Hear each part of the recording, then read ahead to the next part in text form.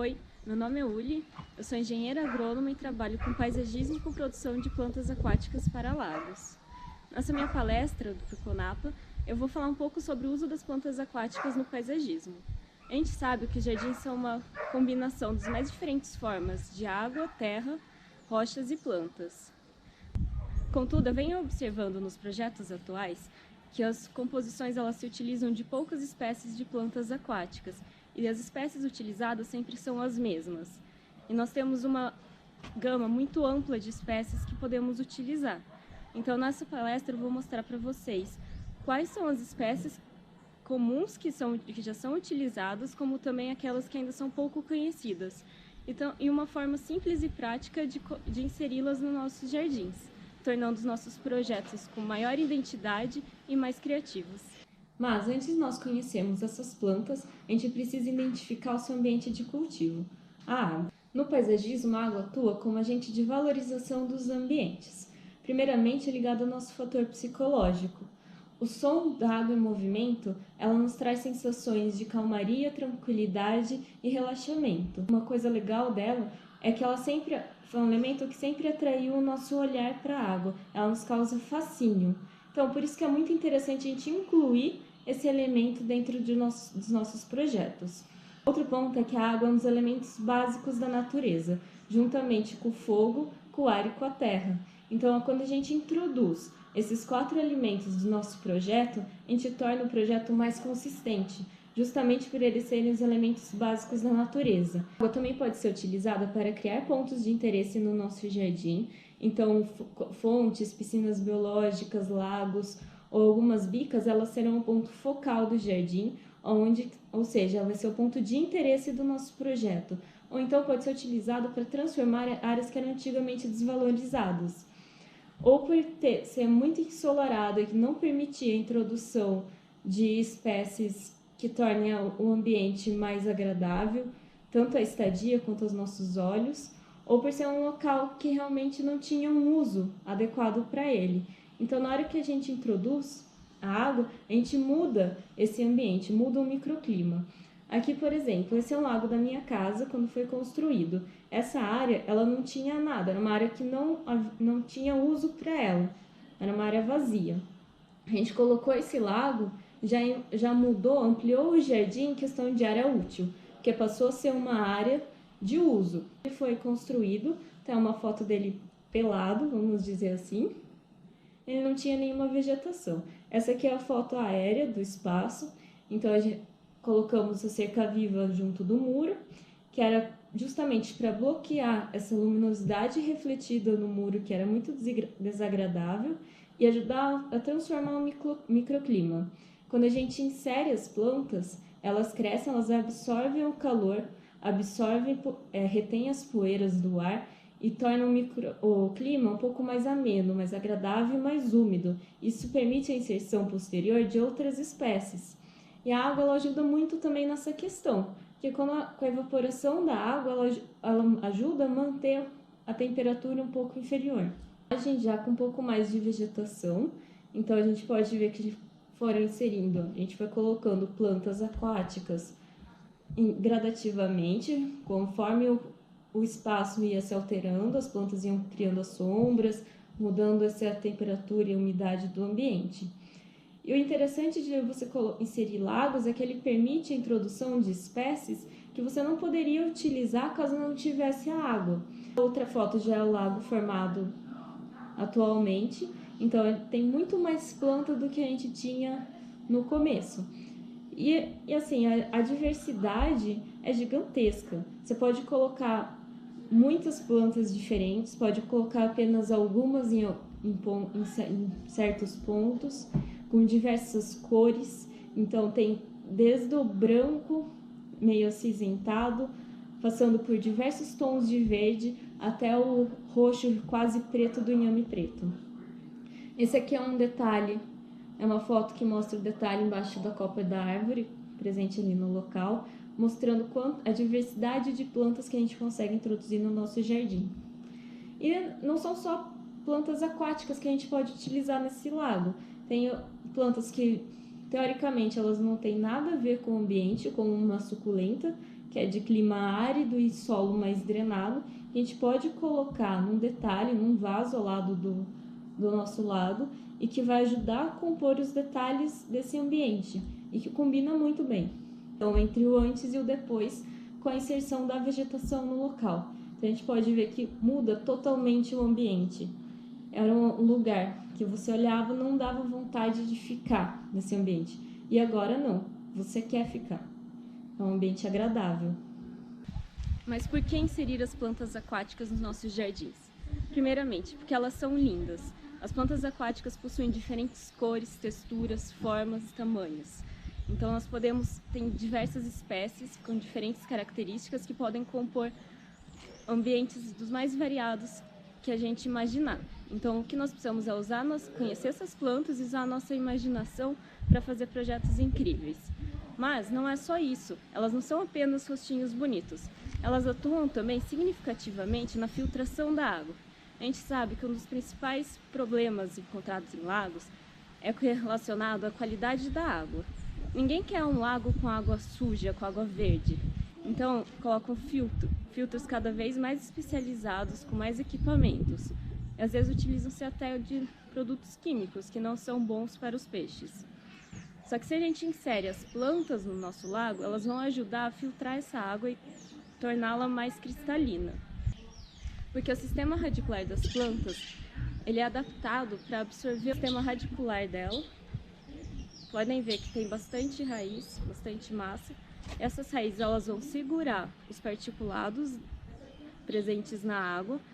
Eles vão ficar aderidos na raiz e o particulado ele acaba decantando no fundo do lago, formando aquele lodo. Além de retirar esses particulados mais sólidos, os maiores, elas vão absorver os nutrientes presentes na água. São esses nutrientes que as algas se alimentam e que vão tornar a água verde. Então, ao retirar esses nutrientes, elas vão impedir o desenvolvimento de algas e vão usar os nutrientes para crescer e se desenvolver. Então, é um benefício duplo. Essas mesmas raízes, elas vão servir de abrigo para os peixes que estão no lago. Os peixes, eles geralmente não gostam de ambientes abertos, porque eles se sentem muito expostos, então eles acabam se tornando peixes estressados. Quando nós temos as plantas com bastante sistema radicular formado, ele vai servir de abrigo e de hábitat para essa outra ponta que nós também temos as plantas submersas. Apesar de nós não as vermos, elas são de grande importância nesse ambiente, pois elas realizam a oxigenação da água e aumentando a qualidade da nossa água. O oxigênio ele é importante tanto para as próprias plantas que estão no ambiente, como para os peixes. E inserindo as plantas aquáticas, nós aumentamos a biodiversidade do local. Como dizia o pesquisador Chevy, o público ele só apoia a conservação das espécies sobre as quais ele sabe alguma coisa ou que ele tenha uma imagem visual das espécies. Quando o público não conhece essas espécies, ele não vai conservá-las, porque ele não tem noção de que elas existem. Então, ao nós introduzirmos as plantas que antes não eram conhecidas ao jardim e popularizarmos essas plantas, o público vai começar a conhecê-las, notar a sua existência e aí sim começar a conservar essas espécies. E não são só as espécies vegetais que nós ajudamos a conservar numa pequena escala, porque quando a gente cria um ambiente mais equilibrado e mais rico em diversos tipos de plantas, a gente vai acabar atraindo a fauna, desde pequenos insetos como formigas, abelhas, algumas vespas, até diversas aves. Então isso ajuda, dentro da cidade, a ter um ambiente mais ecológico. Outro ponto é relacionado à crença popular. Muitas dessas plantas elas são medicinais, alimentícias não convencionais ou têm um forte simbolismo atrelado a elas. Então o moreré, por exemplo, é bastante utilizado nos países orientais como folhosa comestível. Já o chapéu de couro, aqui no Brasil, ele é bastante utilizado como planta medicinal para diversos fins. Fazem chás que melhoram o trato digestivo, dor de cabeça, tem vários usos para o chapéu de couro. E em relação à parte do simbolismo, o que mais destaca é a flor de lótus, que tem uma flor muito chamativa e bonita, assim como suas folhas, que são ornamentais, E acredita-se na cultura oriental, principalmente ligada ao budismo, que é uma planta que significa pureza, pois ela nasce nos lodos e quando ela emerge desse lodo, ela vem límpida, sem nenhum resquício da lama de onde ela surgiu. Isso mostra pureza e está ligado com a pureza divina. Então, ao a gente trazer essas plantas para o nosso jardim, a gente ajuda a manter a nossa cultura. E agora, quem são essas plantas e como que elas se comportam no ambiente aquático? A gente classifica as plantas aquáticas de acordo com o ambiente em que elas estão. Então, a gente tem, primeiro aqui, são as plantas palustres. As plantas palustres, elas ficam numa área que é encharcada na borda dos lagos. Uma planta palustre muito conhecida é o mureré. Ele é muito ornamental, tem a folhagem extremamente chamativa, num tom verde claro. Uma outra que é super conhecida é o papiro. Tem diversos tipos de papiro, esse aqui é o papiro anão, também muito ornamental pela sua folhagem. E o inhame preto. Depois dessas plantas palustres, a gente tem a planta aquática emergente. Ela fica já mais submersa, então até uns 30 centímetros de coluna d'água. Quem fica submerso é só o colo dela. Suas folhas ficam acima do nível da água. E como exemplo, eu trouxe aqui a flor de lótus. Um exemplo de planta aquática submersa é a elódia. Agora que muita gente se pergunta, para que ter uma planta aquática submersa? Como eu expliquei, é por causa da oxigenação. Ela vai produzir o oxigênio que os peixes e que a fauna do nosso lago vai utilizar. A planta flutuante fixa, a mais conhecida, é a ninféia, que ela tem essa folha redonda que fica na superfície da água e dão flores muito bonitas. Tem diversos tipos de ninféias com várias cores, de branco, rosa, azul, até amarelo. A fixação das plantas aquáticas ela é importante porque depois ela nos ajuda a utilizá-las em nossos lagos, em nossos projetos. Então, o sucesso do nosso projeto, ele se dá ao utilizarmos as plantas da melhor forma possível.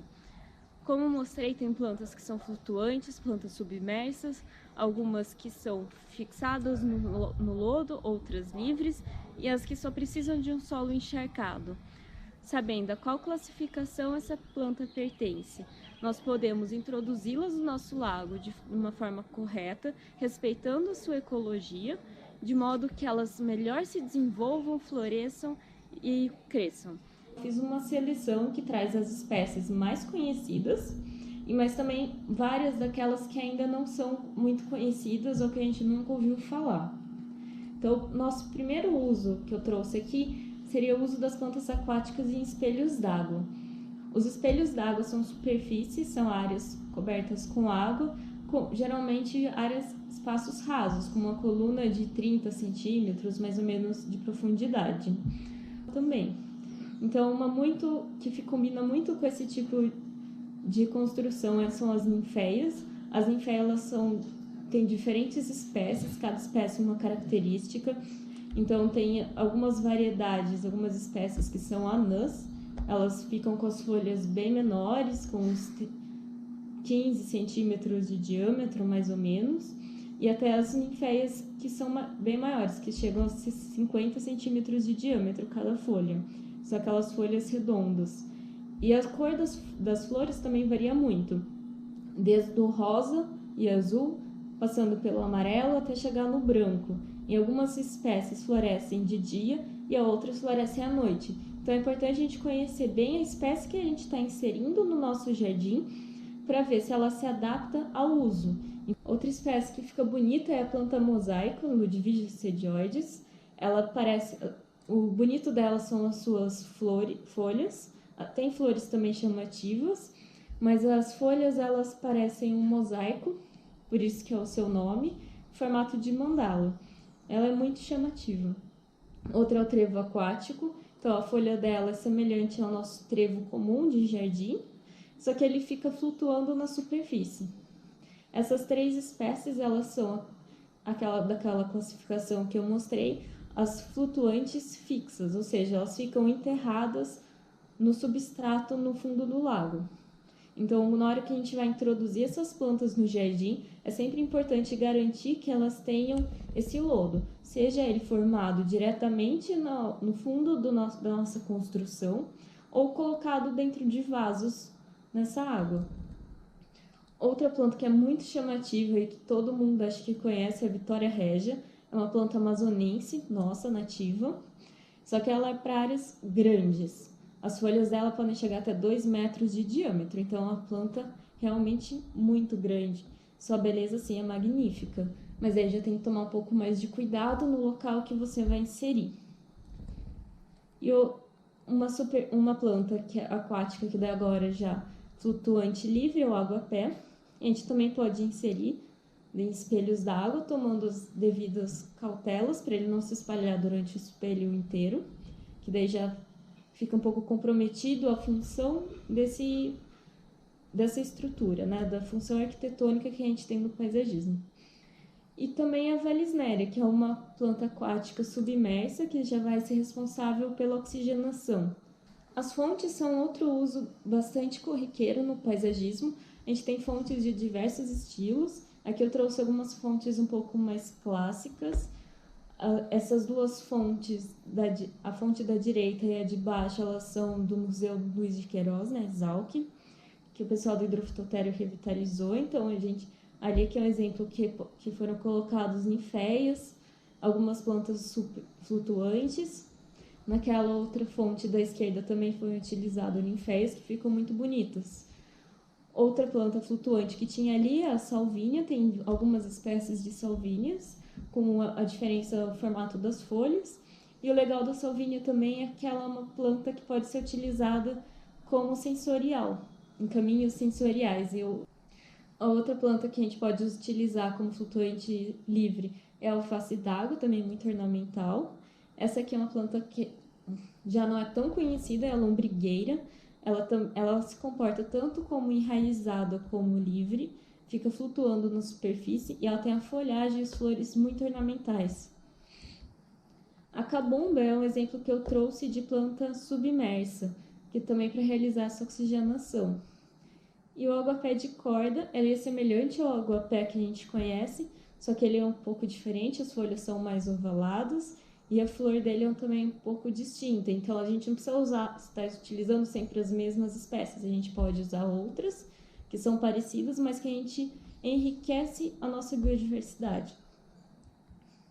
Essas fontes já são um outro estilo, são fontes menores, às vezes para ambientes que não se adequam a uma fonte muito grande, então você não precisa ter um espaço gigante para poder introduzir o elemento água no nosso jardim. Só que, claro que na hora da escolha das espécies, a gente tem que sempre respeitar o tamanho da planta com o tamanho do ambiente que a gente está inserindo. Então, aqui eu escolhi plantas menores, como a aguapé mirim. Ele é uma planta que fica enraizada no lodo e ela emerge para a superfície. Então, ela é muito ornamental, tem essas folhas que lembram um rim, por isso que o nome dela é reniformes.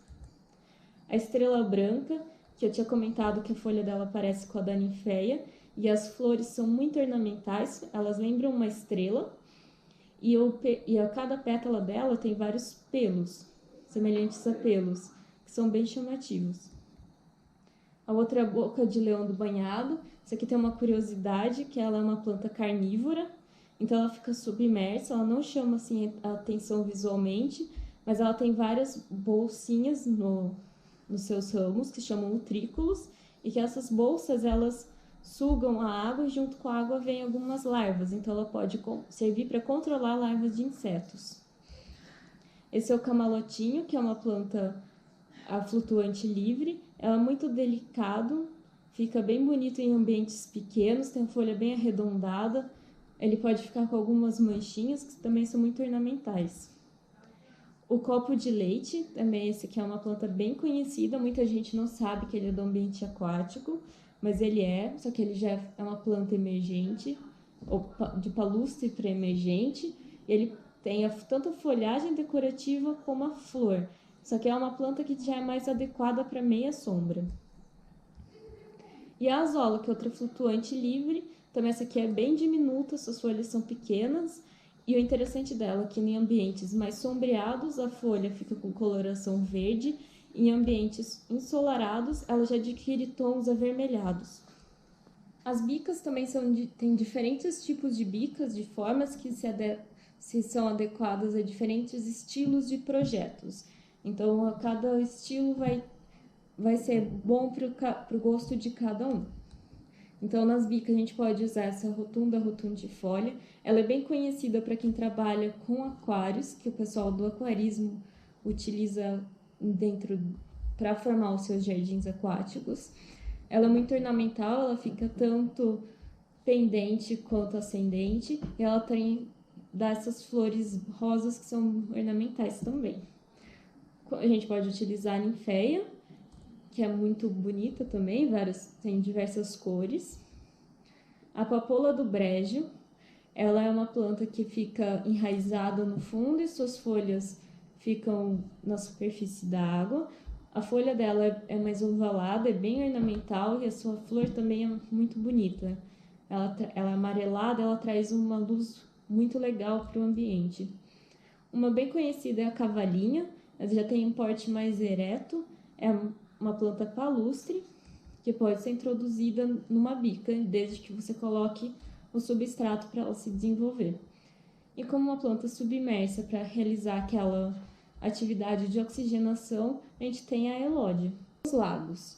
Os lagos também têm de diversos tipos. A gente pode ter os lagos de alvenaria, sejam eles para baixo do nível do solo ou para cima, tanto lagos com um desenho mais formal, mais clássico, como aqueles com desenho informal, com formas mais orgânicas. Então, algumas das espécies que eu trouxe são inhame preto, que ela traz um volume bem legal e a coloração dela é única, muito chamativa. Tem a pontedéria, uma planta muito nobre, ela tem essa folhagem diferente, com uma certa angulação do pecíolo, que torna uma planta muito interessante para utilização dentro do paisagismo. Ele dá flores também muito chamativas, ou flores brancas ou azuis. A ninféia, que é uma planta que a gente não pode faltar, dada sua beleza. A cana de macaco, que é um costus, é uma planta tropical. Ela fica muito bem na margem dos lagos, por ser palustre, e é muito chamativa. Quando você tem ambientes maiores, ela é muito interessante para dar esse volume. O papiranão já é menor, ele fica com cerca de 40 centímetros, meio metro de altura. Ele também fica muito bonito, ele tem esse verde claro, que é interessante. E o penheirinho aquático, que já é um tamanho reduzido e que é muito interessante para ser utilizado como forração. Ele precisa de um substrato para se enraizar, mas ele consegue se desenvolver a partir desse substrato na superfície da água. Então, ele pode ser usado tanto na borda dos lagos, indo em direção da água, ou como forração no solo encharcado. Outros tipos de lagos são esses lagos maiores, que podem ser feitos com aquelas mantas, ou construídos em alvenaria também, tem diversos estilos de lagos. E a gente pode utilizar nesses lagos o chapéu de couro, que é uma planta medicinal muito conhecida. Ele é bem ornamental pela sua folhagem, tem uma textura mais característica, uma textura coriácea, tanto que é por isso o seu nome. O lírio do brejo, talvez bastante gente conheça de beira de represas, e é interessante dele é que ele tem um perfume bem característico, uma planta muito ornamental. A lótus, que é maravilhosa, ela tem essas folhas gigantes que chegam a 2 metros de diâmetro para fora da água, e a sua flor também é muito chamativa. A sagitária, ela é parente do chapéu de couro, também muito ornamental. A gente tem o leucáris, que pode ser utilizado como forração, e o mureré, que eu já tinha citado, que também é muito ornamental. E atualmente, o que mais se fala são das piscinas naturais. O que são essas piscinas naturais, né? São piscinas que são para o nado, só que elas não utilizam produtos químicos para compor para manter a qualidade da sua água. Então, como que a gente mantém sem o cloro, que é o mais utilizado? Tem vários equipamentos para manter, então, tanto luz UV, ozonizador, que para restringir o crescimento de algas e de alguns micro-organismos. E juntamente desses equipamentos são as plantas aquáticas que realizam a filtração da água. Então a gente pode utilizar tanto para todos os projetos, todas essas espécies que eu estou dizendo e algumas outras que vocês venham a conhecer, só respeitando como a ecologia delas, como que a gente usa essas espécies, qual é o ambiente adequado para cada uma e o porte que elas têm para cada local. Então aqui eu separei algumas espécies, como a talha. Essa talha multiflora, ela é muito ornamental, a folha dela lembra de um capim e suas flores são bem chamativas. O papiro gigante, que ele fica realmente gigante, fica com uns 2 metros de altura, 2,5 metros, e ele é bem denso. Então é uma planta que chama atenção e que necessita de um espaço amplo para se desenvolver. Essa é a Pontedera, agora é a mesma Pontedera que eu mostrei no outro slide, só que essa aqui é de flores azuis. A taboa, que também é bem conhecida em áreas brejosas, é uma planta que precisa de muito nutriente, então ela ajuda bastante nessa filtragem da água. A íris amarela, ela já é uma planta que ela precisa de um clima um pouco mais frio. Ela até suporta aqui na nossa região, um clima mais quente, tropical, mas ela aprecia mais o frio e é uma planta também muito ornamental, que pode ser utilizada. E a sombrinha chinesa. Ela é parente também dos outros cíperos, dos outros papiros, e é bem ornamental. Essa aqui ela já fica grande, fica com 1,5 metro, 2 mais ou menos, ela é entolcerada e é muito ornamental também. Mas conversando com os clientes, eu percebo que muitos têm a vontade de inserir água, mas acreditam que não tem o espaço necessário na sua casa. Então, assim, o que eu sempre digo é que não precisa ter uma área muito grande para você poder ter as plantas aquáticas na sua casa. Pode-se montar pequenos jardins aquáticos em vasos, em tinas. Então, aqui são os exemplos, que esse é um projeto que eu fiz.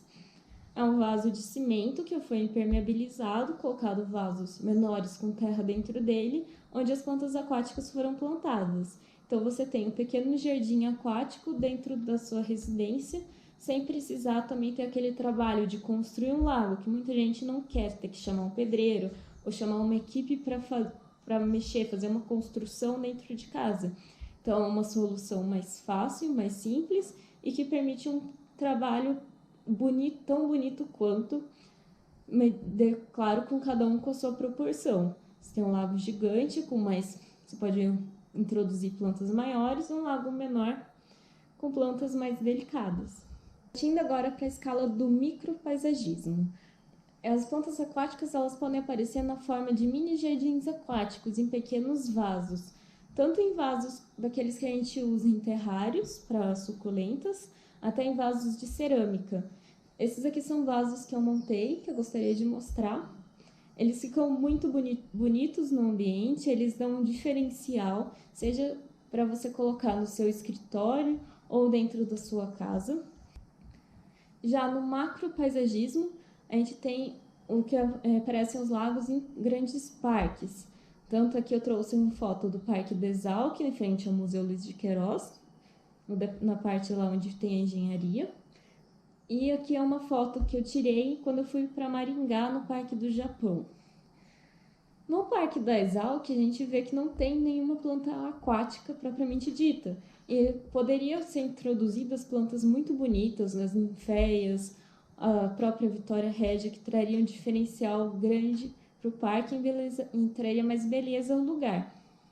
E no Parque do Japão, a gente sabe que nos jardins japoneses eles têm uma ordenação própria, então cada planta tem um significado, tem um porquê de estar em cada local, mas é um lugar que também poderia ser inserido algumas plantas aquáticas, como a própria flor de lótus e as ninféias.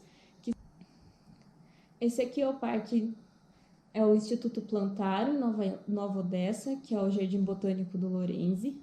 Ele tem uma coleção de plantas aquáticas e nesses 2 lagos, no lago maior e nesse menor onde tem as estátuas. E para a gente ver assim como fica diferente o ambiente, fica bem mais atraente ao nosso olhar. Eu espero que vocês tenham gostado da minha palestra. sobre o universo das plantas aquáticas.